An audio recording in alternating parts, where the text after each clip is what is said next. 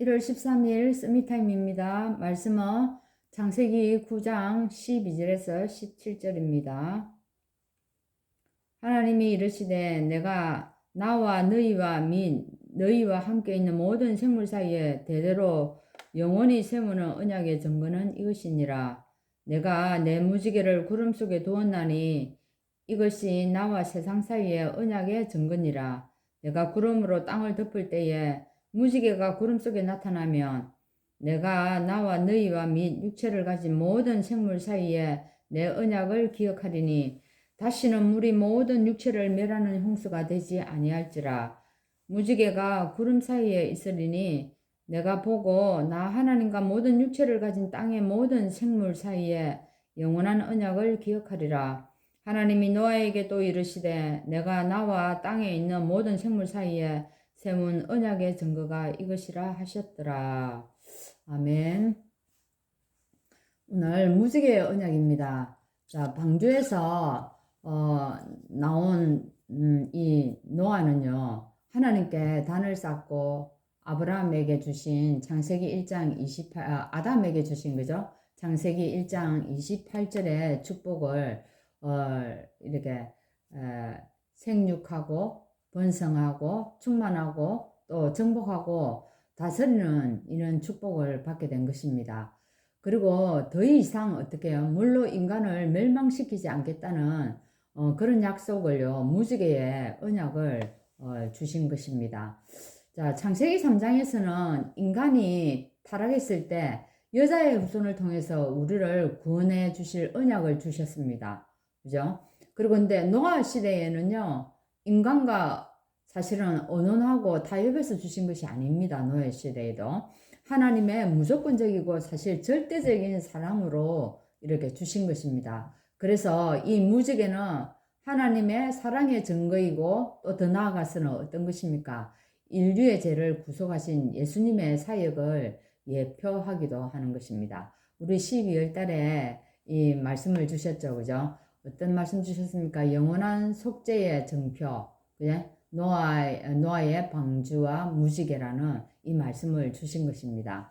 자, 그래서 우리는 더 이상 죄에 속해 있지 않고 제사함을 받았다는 거죠. 근데 노아는 사실 이렇게 이제 농업을 시작해서 뭘 했습니까? 포도나무를 많이 심었다고 합니다. 그래서 노아는 그 시대에 어떤 별칭을 가졌습니까? 당대의 완전한 자로서요, 하나님께 인정받았습니다. 그죠? 그렇게 인정받았던 노아도 오늘 어떻게 됩니까? 실수를 하게 된다는 겁니다. 자, 이것은 무엇을 말하고 있습니까? 우리가 하나님의 축복을 받고 또 성공할 때 우리가 반드시 주의해야 될 게 있다는 것입니다. 우리가 느슨해지고 이렇게 부주의해 줄 수 있다는 겁니다. 뭐 할 때요? 성공할 때에, 잘 되어질 때에 우리가 이게 언약이 힘해줄 수 있다는 것입니다. 근데 어떤 일이 벌어졌습니까? 포도주를 마셨다는 것이 아니라요, 취해가지고 장막에서 벌거벗었다는 얘기입니다. 자, 노아는 자기가 농사를 뭐지? 포도나무를 심었기 때문에 그걸 먹을 수 있지 않습니까? 그죠? 식후에 뭐 반주로 건강을 위해서 뭐 또 먹기도 하는데. 근데 그게 먹었다는 게 문제가 아니고, 어떻게 너무 취해가지고 정신을 완전히 차리지 못할 정도가 되어버렸다는 거예요. 그러니까 장막에서 어떤 일이 벌어졌습니까? 벌거벗었다는 얘기입니다.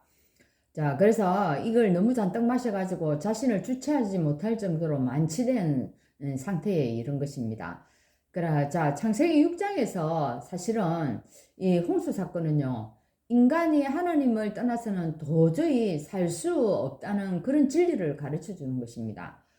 즉, 뭡니까? 하나님을 떠난 인간은요, 보잘것없는 그런 존재입니다. 그리고 나약해서요, 타락할 수밖에 없고, 또 어떻습니까? 멸망받을 수 없다는 것입니다. 멸망받을 수밖에 없다는 것입니다. 이게 이 인간이 엄청 나약한 존재이죠. 이 노아는 어떻다고요? 하나님의 은혜를 체험했지만은요, 어떻게 해요? 실수하게 된다는 겁니다.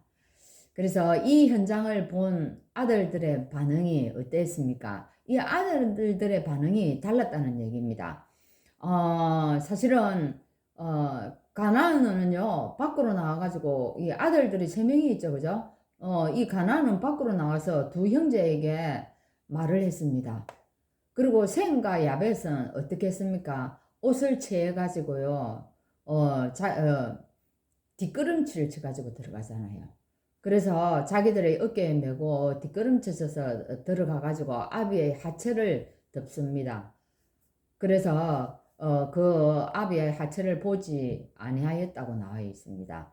노아가 깨어나서 이 사실을 알게 됩니다. 이 사실을 알고 어떻게 합니까? 함에게 먼저 저주를 하는데요. 함에게 하지 않고 그 아들 가나안의 저주로 연결을 시킵니다.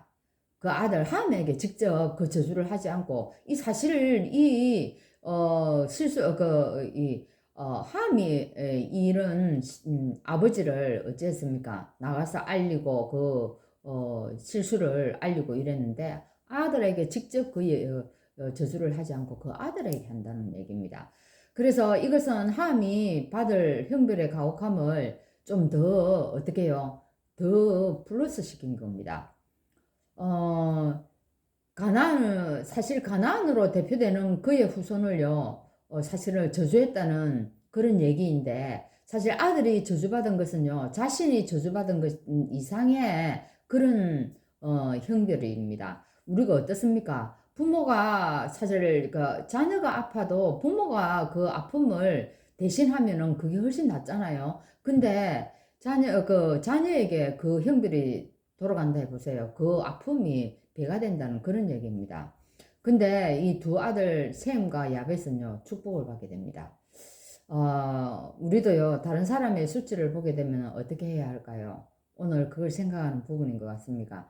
다른 사람의 수치를 봤을 때 우리가 비웃을 수도 있고, 그저 세상에 나가서 떠버릴 수도 있고, 그런데 또, 어떤 사람은 이 치부를 가려줄 수도 있습니다.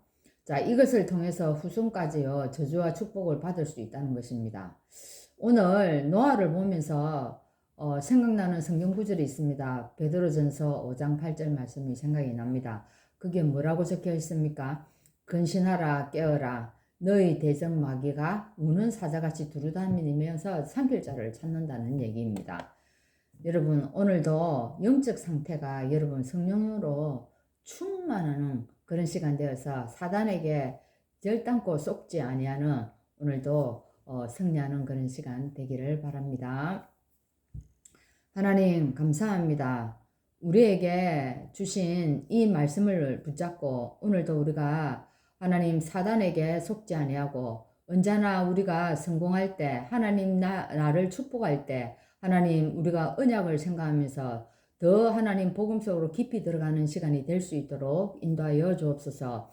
혹여 우리가 다른 사람의 하나님 실수를 보게 된다면 그것을 하나님 아버지와 비난하고 하는 자가 되지 않게 하시고 오히려 그것을 가려주고 하는 그 치부를 덮어주는 그런 자가 되어서 우리가 한 이것을 통하여서 우리 후대도 더 축복을 받는 은혜 속에 들어갈 수 있도록 인도하여 주옵소서. 오늘도 우리가 현장에서 하나님이 주신 이 무지개 언약을 통하여서 정말 해방감을 누리고 하나님이 주신 그 은혜를 생각하는 시간 될 수 있도록 인도하여 주옵소서. 예수 그리스도 이름으로 기도하옵나이다. 아멘.